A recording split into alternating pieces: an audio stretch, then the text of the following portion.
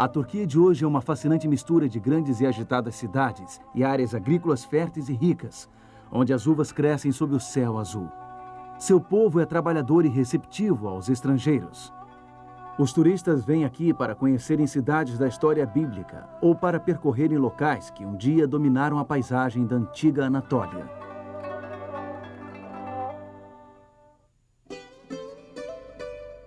O apóstolo João passou seus últimos anos em uma ilha rochosa não muito longe das margens ocidentais da Turquia. Desta ilha, ele escreveu aos novos cristãos de 7 grandes centros. Muitos estavam sofrendo perseguição e opressão por parte do Império Romano. No programa de hoje, iremos até as ruínas da cidade de Éfeso e analisaremos a carta que João escreveu para os cristãos dali. Este lugar entre a Europa e a Ásia, hoje chamado de Istambul, tem milhares de histórias para contar. Dramáticas histórias sobre o conflito de impérios e a colisão de crenças. Mas viemos à Turquia em busca de uma história em particular. Ela aconteceu há 2000 anos. Nós vamos acompanhar algumas das mais importantes cartas da história até seus 7 locais de destino, nesta parte do mundo, denominada Ásia Menor. Essas cartas contêm prescrições para pessoas com problemas, todo tipo de problemas. Nestas cartas encontraremos remédios para aliviar corações feridos.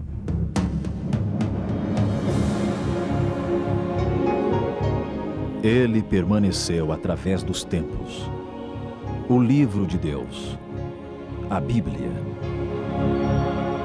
Indispensável em nosso mundo complexo. Está escrito, transmitindo esperança ao redor do mundo. Apresentado por Mark Finley. Hoje, um importante passo para trás.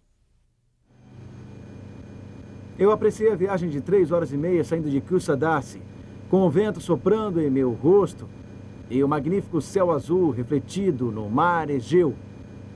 A ilha de Patmos fica a 80 quilômetros da costa da Turquia.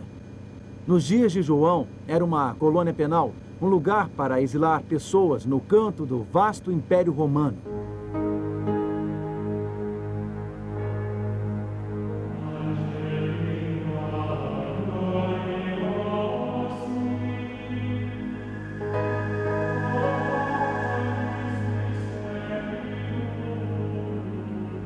Aqui, nesta ilha solitária e deserta, com apenas 15 quilômetros de comprimento, os oficiais do Império Romano exilaram um homem chamado João.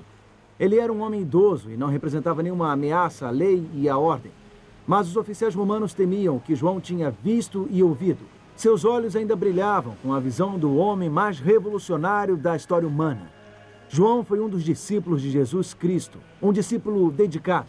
Ele não conseguia parar de falar sobre ele. Ele não conseguia parar de falar sobre o reino de amor e graça de Cristo, mesmo quando isso significou opor-se ao culto ao imperador de Roma. Assim, em sua velhice, João se viu sozinho nesta ilha rochosa, afastado de seus companheiros crentes, afastado das igrejas que ele havia fundado. Mas um dia este exilado recebeu um visitante. Não foi ninguém que os soldados romanos permitiram visitá-lo. Foi alguém que já havia caminhado sobre as águas, alguém que já havia acalmado uma tempestade. Jesus Cristo visitou o apóstolo João aqui neste lugar solitário. Foi Jesus ressurreto quem apareceu. Foi Jesus glorificado. João o viu em uma visão surpreendente. O rosto de Cristo brilhava como o sol. Sua voz era como a voz de muitas águas. E Jesus mostrou a João coisas tremendas que o apóstolo registraria em seu livro do Apocalipse. Coisas tremendas sobre como a história atingiria seu clímax no reino celeste de Cristo.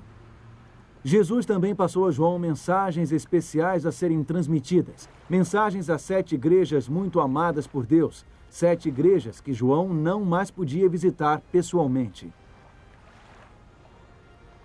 No Apocalipse, encontramos 7 pequenas cartas para 7 igrejas na Ásia Menor. Eram congregações que enfrentavam uma série de desafios. Algumas eram sadias e prósperas, algumas estavam em crise, algumas estavam quase mortas. E João transmite a mensagem de Cristo a estes grupos de pessoas. Cada carta é uma espécie de receita prescrita pelo grande médico. Jesus está dizendo, é isto que deviam fazer. É assim que podem solucionar o problema. Bom, uma prescrição do maior médico da história é algo muito valioso. São especialmente valiosos, porque até hoje enfrentamos muitos dos problemas enfrentados por aquelas igrejas. Então, são desafios humanos básicos. E Jesus enfrenta cada um destes desafios com a sua solução. Aqui está a receita divina para a cura. 7 cartas. 7 valiosas receitas para a cura das pessoas. Estas são mensagens que alcançam o coração. Elas nos apontam para o que é essencial. Elas nos indicam o que funciona.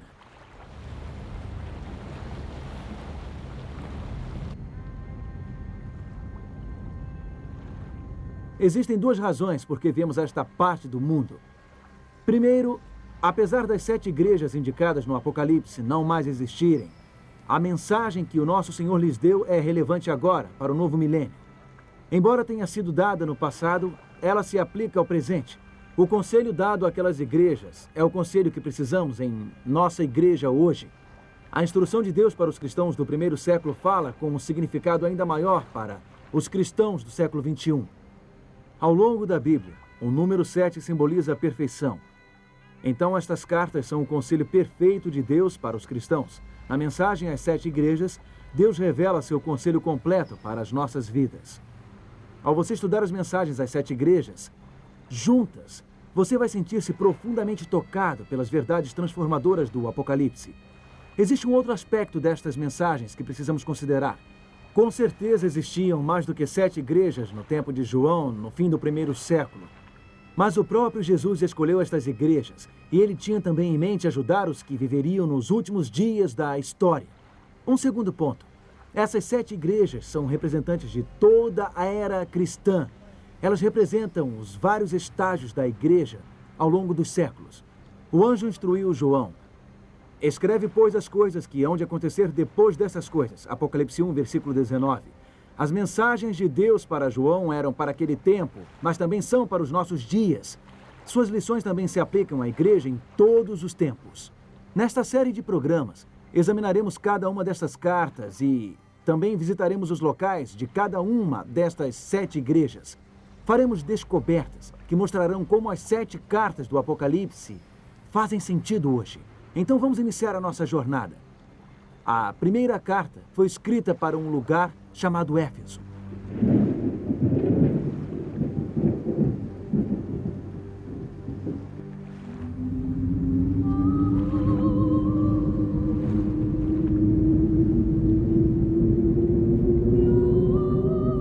Éfeso era uma das cidades mais orgulhosas do Império Romano. Orgulhosa de sua grande biblioteca e teatro e do famoso templo de Ártemis. Era a capital da Ásia Menor e um centro comercial importante. Hoje é considerada a cidade antiga mais bem conservada da Turquia, embora seja apenas um reflexo de seu glorioso passado. As belas e grandiosas ruínas ainda atraem muitos turistas que apreciam sua beleza, apesar dos danos causados pelo tempo. Arqueólogos tentam reconstruir como deve ter sido a vida aqui nos dias do apóstolo Paulo e de João, pois ambos viveram aqui. Éfeso possui uma história extraordinária. A palavra Éfeso significa desejável. A igreja no século I se destacou por seu zelo e pureza doutrinária. Cheios do Espírito Santo, os cristãos do Novo Testamento falavam de Cristo em toda parte. As forças do inferno foram abaladas, milhares aceitaram a Cristo. Falando sobre o rápido crescimento do cristianismo, um escritor romano disse: "Vocês estão em toda parte, em nosso exército, em nossa marinha, em nossas lojas, em nossas escolas, em nossas prisões, em nossas casas. Vocês estão até mesmo em nosso Senado." Nos primeiros séculos, o cristianismo cresceu rapidamente. O grande teatro de Éfeso comportava 25.000 pessoas. Ele costumava ficar lotado para as peças dos escritores clássicos gregos e romanos. Um dia, há muito tempo, essas pedras ecoaram altos gritos, clamores apaixonados, mas não eram as vozes dos atores. Uma multidão furiosa havia se reunido. Eles gritavam: "Grande é a Diana dos Efésios." Cada vez mais alto, eles repetiam estas palavras no frenesi. A multidão havia trazido 2 cristãos para cá, 2 companheiros do apóstolo Paulo. Os efésios entraram em pânico ao ouvirem falar do evangelho que Paulo pregava. Representava uma ameaça para a deusa deles, Diana, mais conhecida pelo seu nome grego, Ártemis. O templo de Ártemis, em Éfeso, era uma das 7 maravilhas do mundo antigo. Os efésios tinham muito orgulho de sua deusa local, cultuada, segundo afirmavam, no mundo inteiro.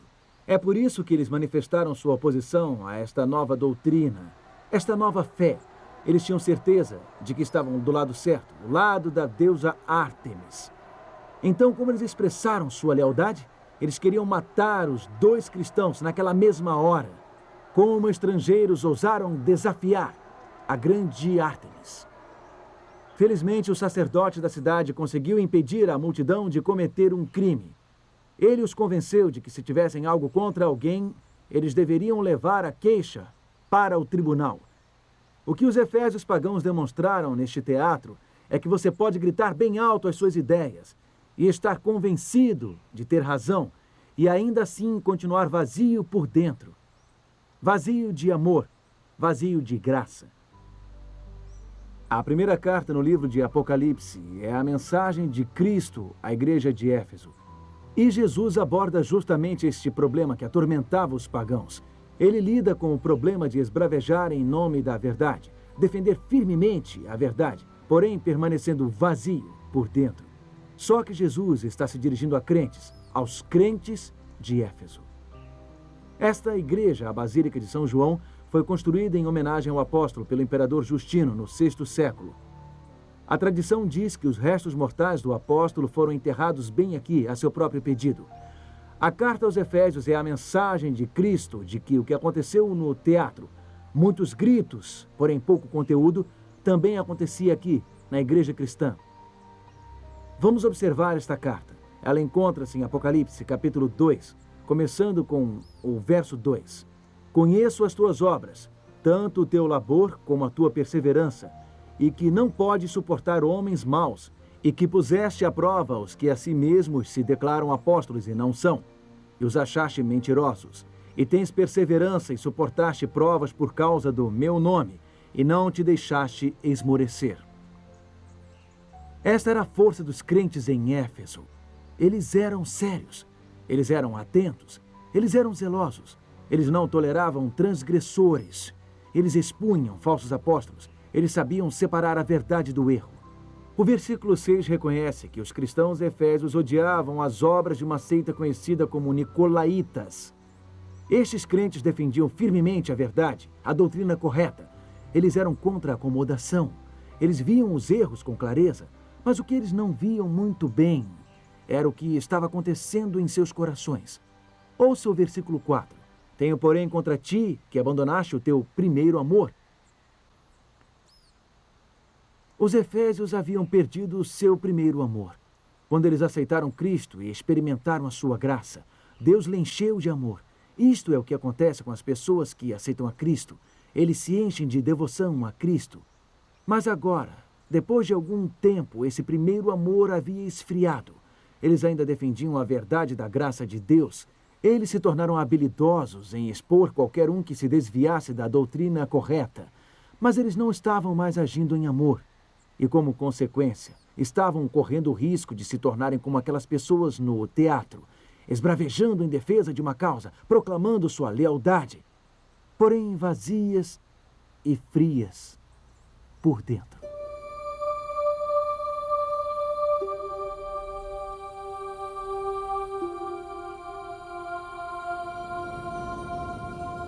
Uma das mais espetaculares ruínas em Éfeso é o que resta da Biblioteca de Celsus. Foi construída por Júlio César, em homenagem ao seu pai, em 135 d.C. Era um grandioso centro de conhecimento. Era o orgulho dos tempos áureos de Éfeso. A câmara interna da biblioteca abrigava cerca de 12.000 pergaminhos. Um muro externo, construído em volta da câmara, criava um espaço de ar que mantinha temperatura e umidade constantes. Havia muito conhecimento armazenado neste local. Podemos dizer que havia muita verdade preservada aqui.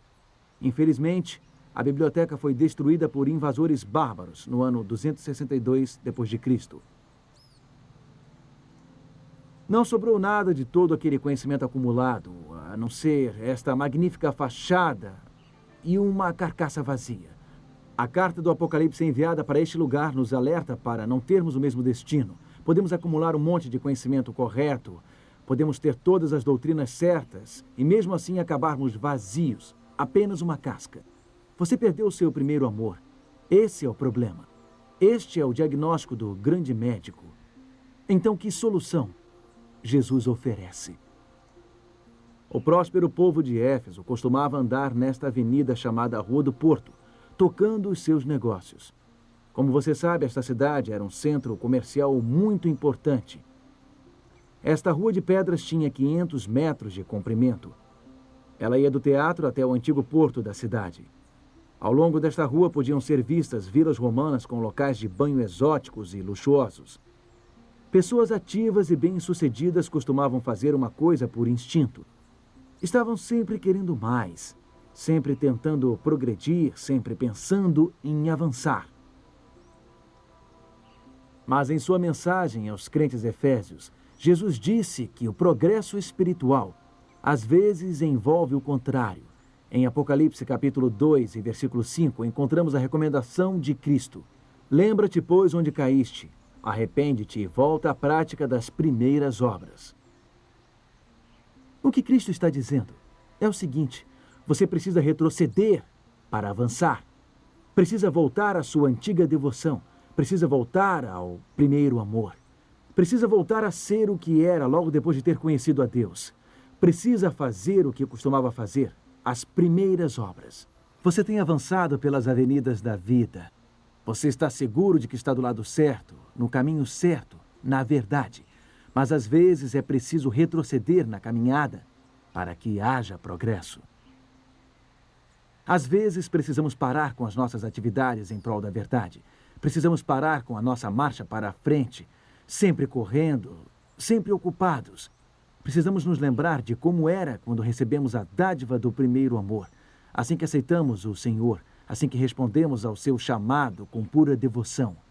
Quase todos nós podemos nos lembrar quando Deus tocou nossa vida com poder, quando nossos sentidos foram despertados. Podemos nos lembrar do tempo em que estávamos animados na fé. E muitos de nós achamos que não poderemos experimentar isto novamente, que não conseguiremos reacender aquele entusiasmo juvenil ou aquela antiga devoção ou a intensidade daquelas experiências. Mas Jesus nos dá esta prescrição. Lembre-se. Lembre-se de como você era. Não aceite que tenha acabado de vez para sempre. Arrependa-se da negligência das coisas espirituais. Arrependa-se de sua frieza e faça as primeiras obras. Faça o que costumava fazer. Às vezes nós progredimos dando um grande passo para trás. Sabe, a cidade de Éfeso estava, de certa forma, sempre tentando retroceder. Aqui é onde a Rua do Porto terminava e o porto começava. Os navios atracavam aqui e descarregavam suas mercadorias.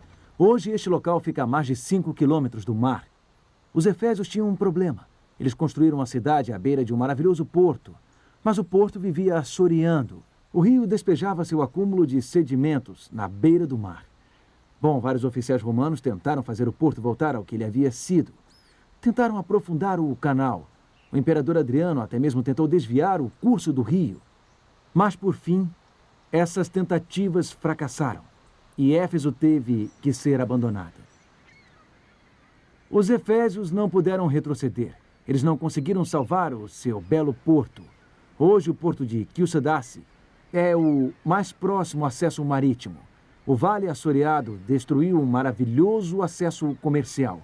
A cidade teve que se mudar. O tempo não pode voltar. Mas na vida espiritual, nós podemos voltar atrás. E podemos fazer isso graças a Cristo, a água da vida. Podemos enfraquecer na fé. E podemos perder a nossa devoção, mas Cristo não muda. A água da vida não se altera. Como Hebreus capítulo 13, versículo 8 nos diz, Jesus Cristo, ontem e hoje é o mesmo e o será para sempre. Cristo ainda é capaz de nos inspirar intensa devoção, ainda é capaz de nos encher de amor. Mas no curso natural dos acontecimentos, nossa vida espiritual costuma assorear. Fica obstruída pelas tarefas cotidianas, oprimida pelos afazeres do dia a dia e preocupações. Então lembre-se do que Jesus, a água da vida, aconselha. Retorne ao primeiro amor. Faça o que costumava fazer. O que você fazia assim que conheceu a Deus? O que as pessoas fazem logo após a conversão? Costumam conversar muito com Deus, costumam ouvir muito a Deus, estudar muito a sua palavra. Elas mantêm linhas diretas de comunicação com Deus através do estudo da Bíblia e da oração. Em outras palavras, não fazem apenas obras religiosas, não se ocupam apenas em defender a verdade ou expor o erro. Elas se concentram em cultivar uma conexão direta com Deus, com Cristo. Esta é a vida espiritual que faz diferença. E na vida espiritual podemos mudar para o porto seguro, podemos mudar para perto da água da vida. Não precisamos ficar a 5 quilômetros de distância, assoreados. Jesus, a água da vida, continua o mesmo. Ele continua a mesma fonte de vida espiritual. Só precisamos beber de sua palavra. Só precisamos manter uma conexão direta com Ele. O que Jesus está nos dizendo nesta mensagem aos Efésios é que, a fim de sentirmos o que antes sentíamos, precisamos fazer o que antes fazíamos. Ações saudáveis conduzem a emoções saudáveis. Podemos redescobrir esse primeiro amor, restabelecendo esta conexão direta.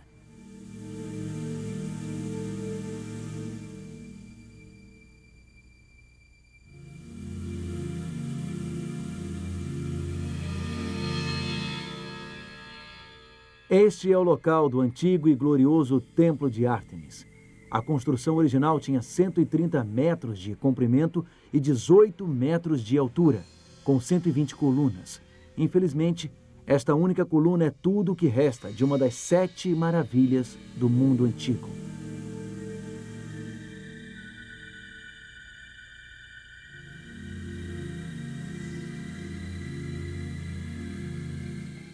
A deusa Ártemis não representa mais uma força espiritual em nosso mundo de hoje. Podemos ver sua imagem no museu, a representação da deusa da fertilidade. Mas ela não possui ardentes seguidores hoje. Aquelas vozes apaixonadas do teatro estão caladas. Aquelas vozes não ressoam mais. Sim, podemos esbravejar em nome da verdade e ainda assim estamos vazios por dentro. Vazios de amor e de graça, como aqueles antigos Efésios. É por isso que esta carta, vinda daquela ilha rochosa no mar Egeu para esta cidade milenar, tem uma mensagem tão importante para nós hoje. É a prescrição de Cristo para um povo espiritualmente doente. Ela está nos dizendo que podemos recuperar nosso primeiro amor. Está nos dizendo que podemos progredir ao darmos um grande passo para trás. Está nos dizendo que podemos lembrar, podemos mudar. Podemos fazer as primeiras obras, podemos fazer o que fazíamos. E a fonte de água viva, o imutável Jesus Cristo, nos capacitará a experimentarmos o que já vivenciamos. Um barco sem um capitão fica sem rumo. Talvez você tenha se afastado daquele primeiro amor, daquela primeira experiência espiritual. Talvez você ache que aquele tempo não voltará. Talvez você sinta que foi longe demais, que já fez coisas erradas demais na sua vida. Mas Jesus continua o mesmo. Ele continua o mesmo Deus que lhe recebeu de braços abertos. Ele continua o mesmo Deus que lhe conquistou por sua graça. E pode reaquecer seu coração, pode renovar a sua alma. Ele pode lhe encher de amor de novo. Mas você precisa se aproximar da água da vida, a fim de sentir o que você sentia antes. Precisa fazer o que fazia antes. Tem que se dispor a restabelecer esta conexão direta com Ele, através do estudo da Bíblia e da oração. Tem que passar algum tempo com Ele. Você tem que se dispor a fazer as coisas que costumava fazer. Por que não assumir este compromisso? Por que não dizer a Jesus bem agora que você voltará a orar todo dia, que você buscará comunhão com Ele? Por que não dizer a Ele bem agora que você irá ler a sua palavra e seguir a sua vontade? Por que não fazer isso agora? Tome esta decisão enquanto oramos. Querido Pai, muito obrigado por se preocupar tanto conosco. Muito obrigado por teus conselhos de amor. Nos arrependemos de nossa frieza, de nossa indiferença. Queremos retornar àquele primeiro amor, àquela proximidade com o Senhor. Por favor, ajude-nos a adquirir o hábito de passar cada dia de tempo de qualidade contigo. Ajude-nos a desenvolver uma comunicação genuína contigo através da oração. Obrigado em nome de Jesus, nosso Senhor e Salvador. Amém.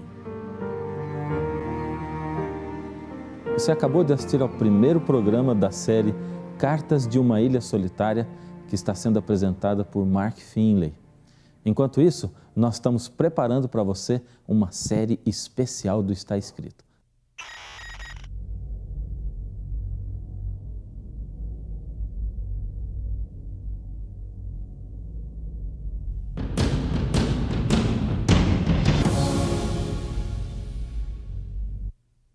Você que é doador do Está Escrito já deve ter recebido cartas do pastor Williams Costa Júnior contando como Deus tem guiado e abençoado esse ministério.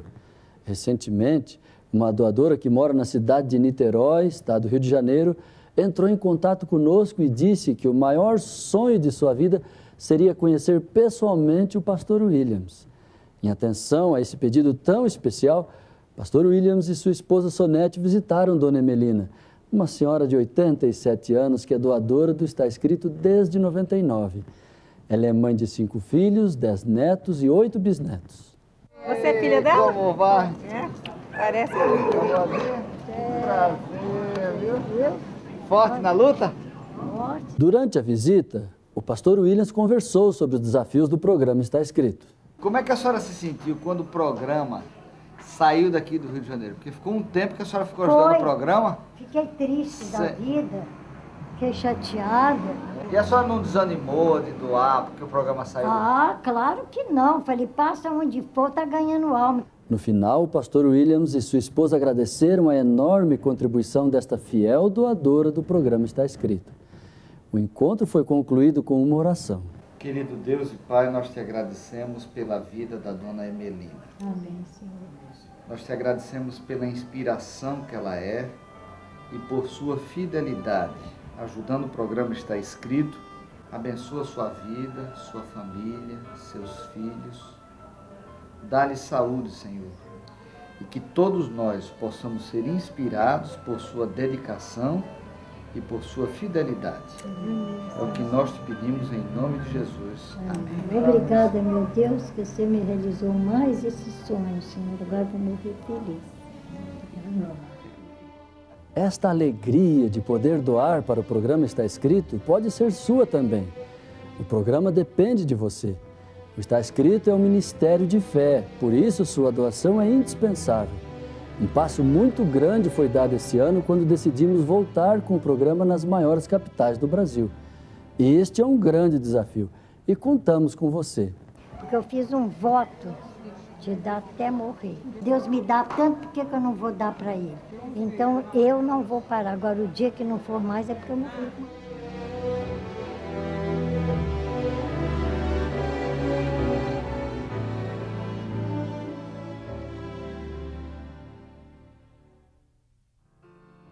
O programa Está Escrito oferece a você um curso bíblico inteiramente grátis.